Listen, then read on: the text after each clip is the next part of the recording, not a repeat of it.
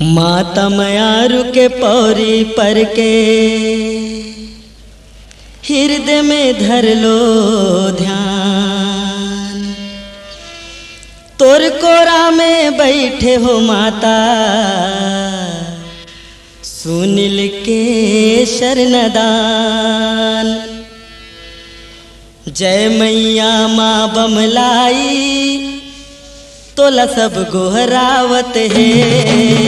मैया माँ बमलाई तोला सब गोहरावत है।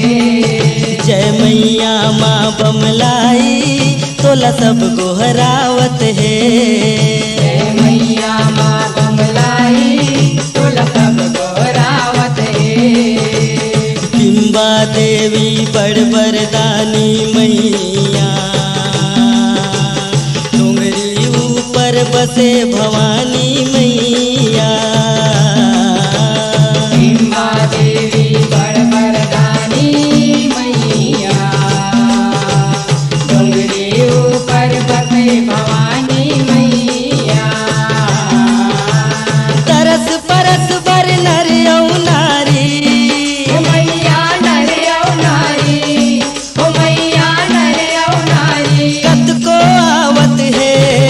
जय मैया माँ बमलाई तोला सब गोहरावत है। जय मैया माँ बमलाई तोला सब गोहरावत है। बीते पुरखायौ सियान मन सुखर बात बताइन हो। सिर बमले सर बिंबा दाई के कथा सुहावन गाइन हो। कथा सुहावन गायन मैया, कथा सुहावन गायन हो। सुर संगीत के अटल साधना में जिंदगी अपन बिताइन हो। उही आज बमलेश्वर मैया डोंगरगढ़ में कहाइन हो। डोंगरगढ़ में कहाइन मैया, डोंगरगढ़ में कहाइन हो। कला हुनर के बड़ गुरु ज्ञानिन मैया, छोटे बड़े तोला सब मन मानिन मैया। कला हुनर के बड़ गुरु ज्ञानी मैया, छोटे बड़े तोला सब मन मानी मैया। तेही पाए के पौर पुजे बर, हे मैया पौरी तुझे बर, ओ मैया पौरी तुझे बर। सेवक आवत है। जय मैया माँ बमलाई तोला सब गोहरावत है। जय मैया माँ बमलाई तोला सब गोहरावत है।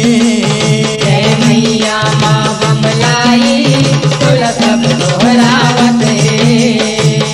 चैत कुआर में माता के मेला, प्रेमी भगत उमियाए हो। नर नारी गुण धनी गरीब मन भर भर श्रद्धाए हो। भर भर श्रद्धाए मैया, भर भर श्रद्धाए हो। दाइयो तोरे दर्शन पाके हृदय अपन हरसाए हो। मुँह मांगे फल देवे भवानी, लैका लकोरा लगाए हो। लइका लकोरा लगाए मैया, लइका लकोरा लगाए हो। सुखर सयानी मया देखानी मैया, अबड़ मयारो सब सुख खानी मैया। सुकर सयानी मया खानी मैया, अबड़ मयारो सब सुख खानी मैया।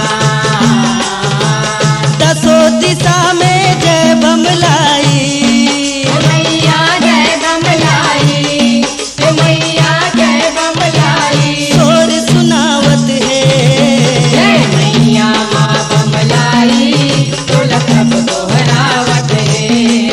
जय मैया माँ बमलाई तोला सब गोहरावत है। जय मैया माँ बमलाई तोला सब गोहरावत है। माँ मंदिर में डोंगरी ऊपर लाखों भगत जुरी